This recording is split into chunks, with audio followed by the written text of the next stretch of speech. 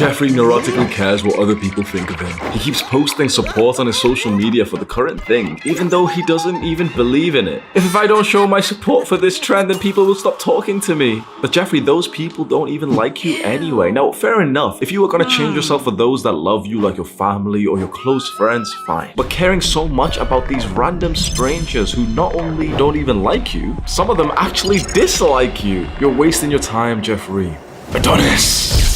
Adonis couldn't care less what a stranger thinks of him. He is only concerned with the criticism and feedback of his tribe. A fat, ugly British man shouts at Adonis from the pub.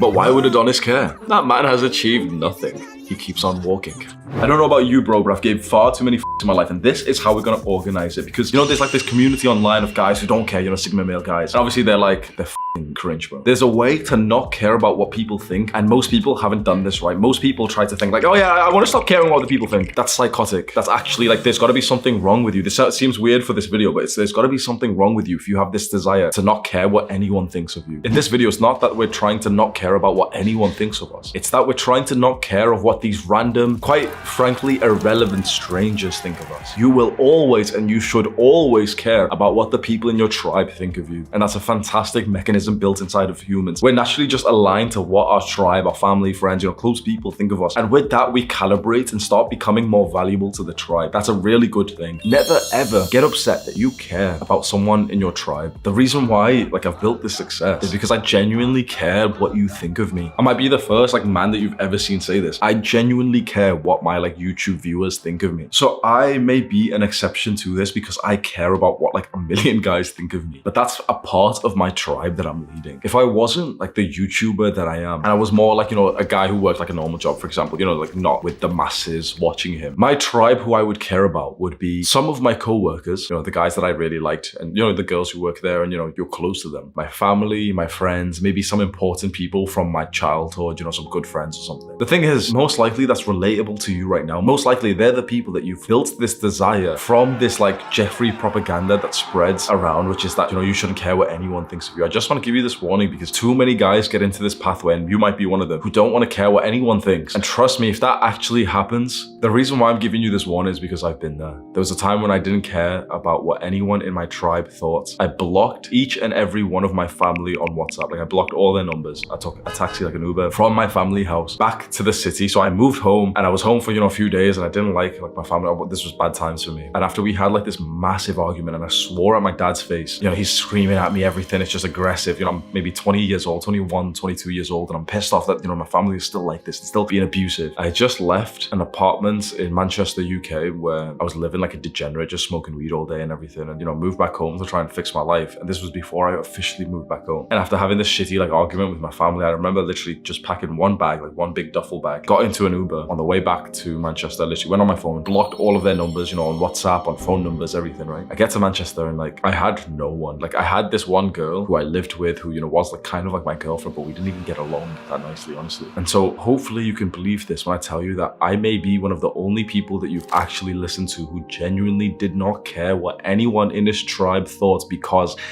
I had no one in my tribe. Because at this moment, when I moved back home for a solid 1 year, I spoke to no one. For 1 year, I had my family blocked. I did not speak to them. For 1 year, the only person I had to my side was this girl that, like, it was a toxic relationship. I was constantly anxious that she was cheating on me. We weren't even like partners in a sense. For 1 year, I spoke to no one. For 1 year, I had no one in my tribe. For 1 year, I didn't give a fuck. Just like exactly what you wanted, right? I didn't give a fuck. And guess how good my life was?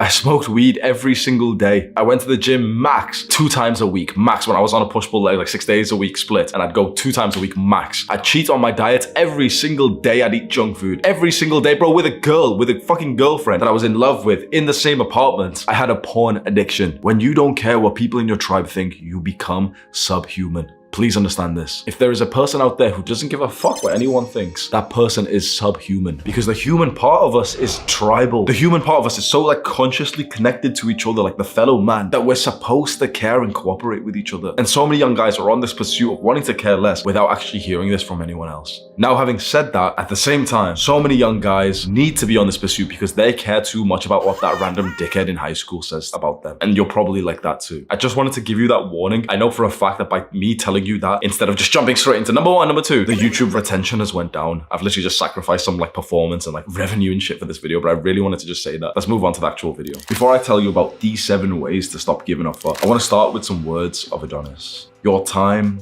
is limited. Do not waste it living someone else's life. The first way to stop giving a fuck is to realize that most people don't actually care about you. They're not even thinking about you. This may be slightly hard to believe, and you may be so sure that people are thinking about you.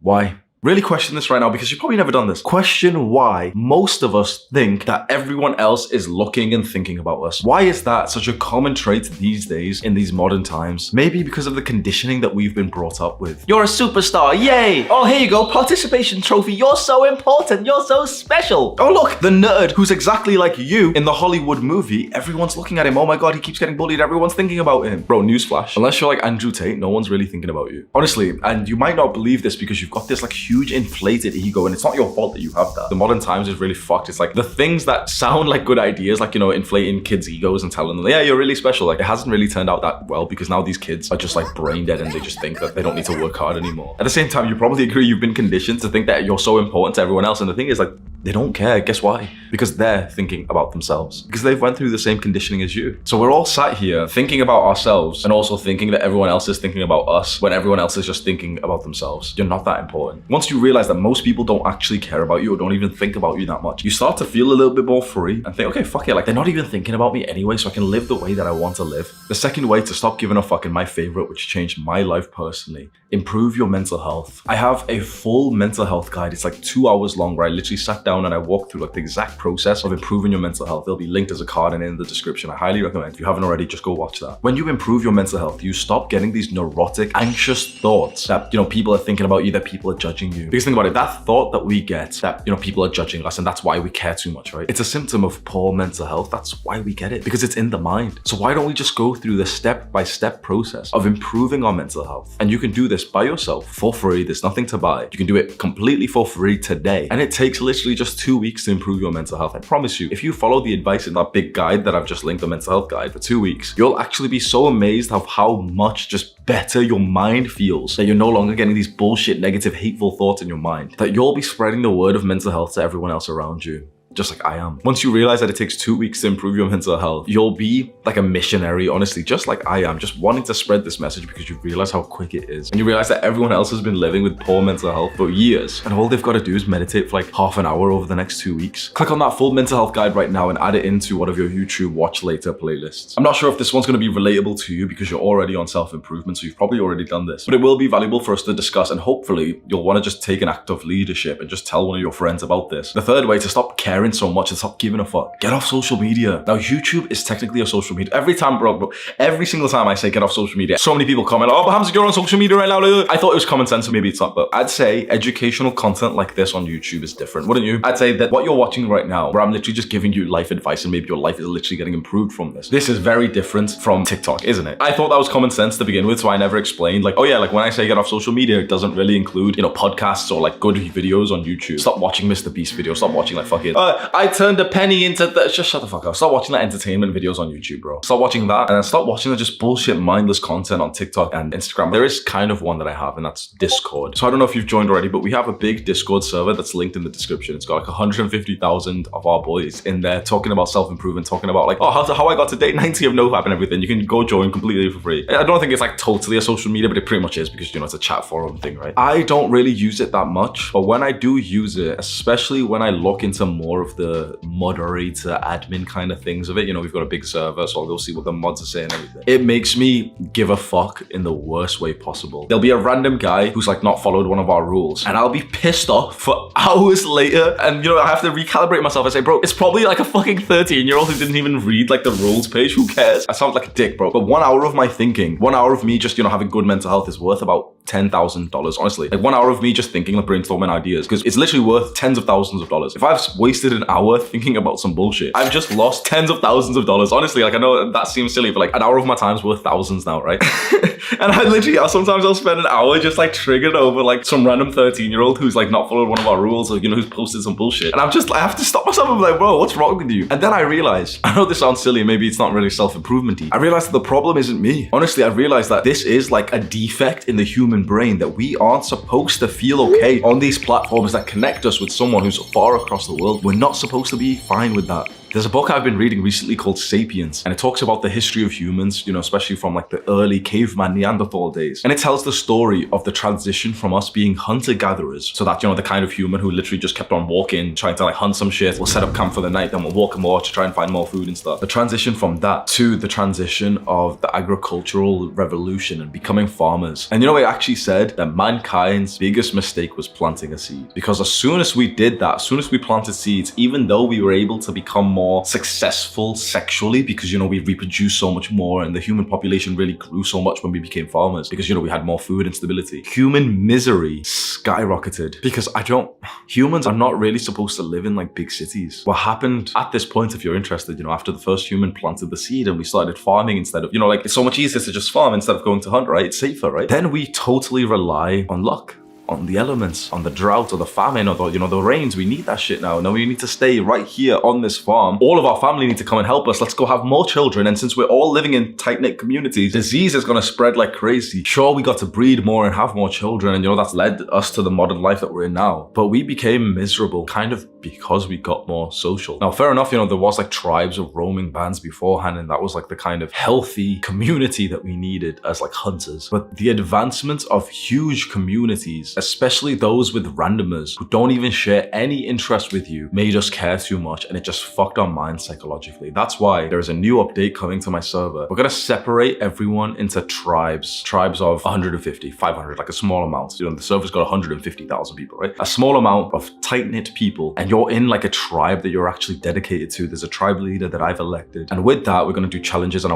I actually want there, like I said this to Sam, who's organizing, all the like Discord shit with this. I said this to him in this Discord update coming to our server where we're gonna make tribes, right? I actually wanted to get a little bit toxic. I know like all the mods might complain or something, bro. I wanted to get a little bit tribal because that's what human nature is supposed to be like. We're gonna start to compete with each other. Like, there's gonna be some big movements in our Discord server. And as soon as you get put into a tribe that you actually care about and the tribe leader you actually respect, and you're thinking, oh, the tribe alpha is so sick, like tribe beta's like, oh yeah, they're all trash. Like, you're actually gonna get a feeling of what it's supposed to be like being like a natural human again, where you have a tribe of people that you care about. And the other tribes, they might not be that friendly. That's how humans are supposed to live, and I'm so glad that we can recreate that. That's in the Discord link in the description. Just go join right now. The fourth way to stop giving a fuck, and actually one of the most practical ways, which I got from the book, The Subtle Art of Not Giving a Fuck by Mark Manson, have something else to give a fuck about. Now the thing is, you're most likely always gonna have something to think about, aren't you? Like, the human mind doesn't really switch off, even with meditation and stuff. Like, the thing is, you usually do think 60,000 thoughts every single day. You're gonna think about things, you're gonna care about something. Why don't we just choose what to care about? Because right now we're caring about bullshit, aren't we? We're caring about what that dickhead in our class or our workplace said to us 3 weeks ago, and we're still thinking about it. We're thinking about this and that. It's things that aren't actually serving us, right? So why don't we flip this around? Understand that we're gonna think about something, so why don't we choose something important to think about? Why don't we have some big masculine mission, a purpose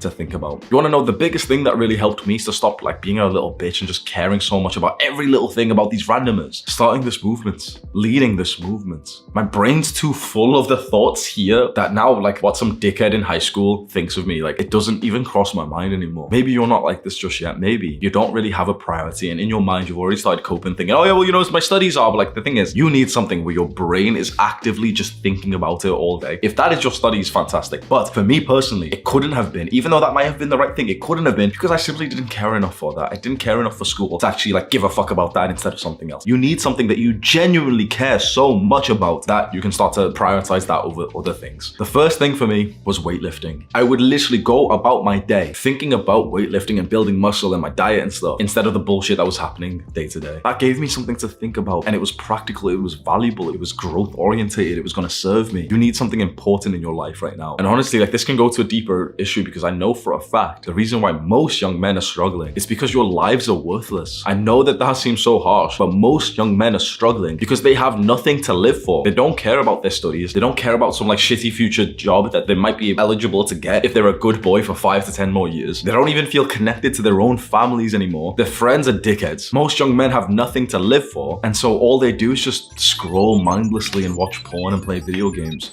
If you really want to give a fuck about the right things, you need something important in your life. You need something that makes you feel valuable to the world. It has to be something that's like giving to the world, to someone else. It has to be. We're supposed to be connected with each other. It can't be this solo journey. Trust me when I say you need to do something that serves the world, and entrepreneurship is the best way to do that, because then you get paid whilst doing it. You can do charity work and that's nice, but the thing is, in my opinion, the best thing to do is just to be an entrepreneur who really thinks like values service to the people you're trying to serve, and also get like a good amount of money back. Because why wouldn't you? It's also fun to just make money and then, you know, to hire people and to keep scaling up. And now it's like, I've got so much to think about that I don't give a fuck about anything small. Bro, I've got like more than 10 employees. I'm thinking about them instead of like some random, you know, person. Oh, some bullshit happened. You know, yesterday we wanted to go skydiving and the weather, like the guy said the weather was like, oh yes, it's really dangerous. We looked outside, there was a bit of wind, bro. It wasn't that bad, right? I could have but we paid for these tickets. I could have been so upset. I could have cared so much. I could have given such a big fuck. And guess what? I was like, okay, fair enough. I'll just go home and just work again. I'll go home and work on the thing that's really important to me that I actually give a fuck about. You need to develop something of this yourself. I've got videos on my channel which tells you how to develop a purpose. Go watch those right now. Number 5.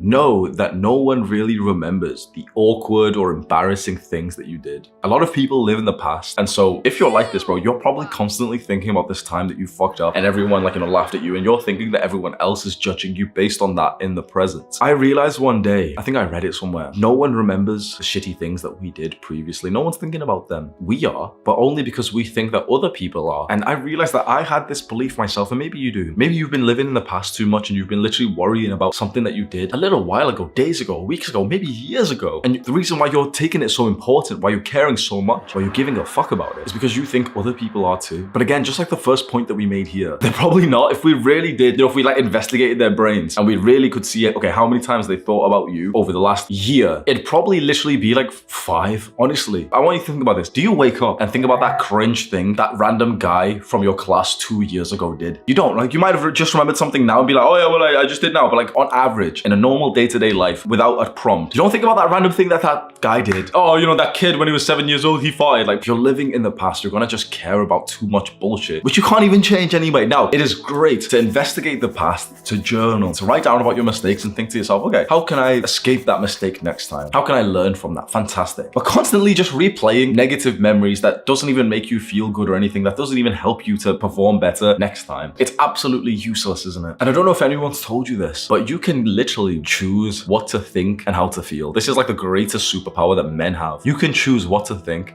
and how to feel. So why don't you just feel great? You can literally turn on the feeling of happiness like this. You just need to choose to. Right now, you may be filled with limiting beliefs and say, no, I can't. You can choose right here, right now to stop thinking about the past. Simple as that. You literally just have to make a conscious choice. But first, you have to start with the belief that, yep, I can control my emotions. Too many guys think that their emotions, their feelings are dictated by something else. And so they go and pop fucking pills and medication and shit, instead of just realizing like you can literally just control your mind. As a man, that's your greatest like God-given gift. Just control your mind. I know it's condescending, but it's that simple. If you've been getting negative thoughts for a while, just decide not to think negatively. If you've been feeling shit, decide not to feel shit. You can control everything about like your mind and your brain, so why wouldn't you? The reason why, quite frankly, is because so many guys actually enjoy living and wallowing in pity. So many guys just are happy there because that means that that's their excuse. This is why I respect Tate. Even though I speak so much about the issues of mental health, I respect Tate when he says that depression isn't real. Because the thing is, it does not even serve you to think that it is. The amount of guys limiting beliefs that I've had to destroy to tell them that all this shit that you've been fucking taking from your doctor, you don't even have to. All you need is 2 weeks of meditating and actually going outside into the sunlight, picking a leaf from a tree, climbing a tree. People don't realize that the cure to mental health and feeling shit is just climbing a tree like you used to as a kid. You've not done that in years, and then you expect why you're so depressed and why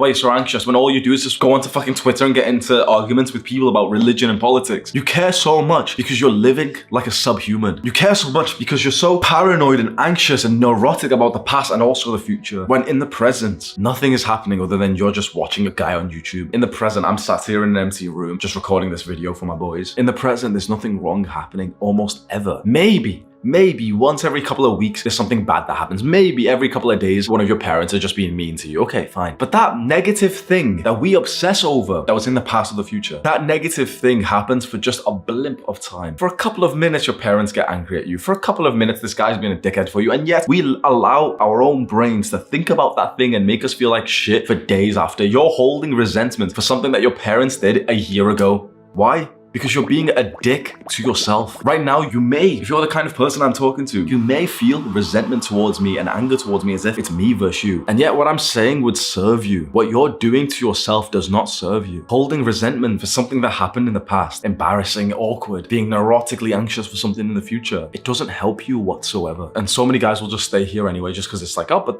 that's the way to live. Like, no. Just because your default brain goes there doesn't mean that you can't manually force your brain to just not think of this bullshit thought again.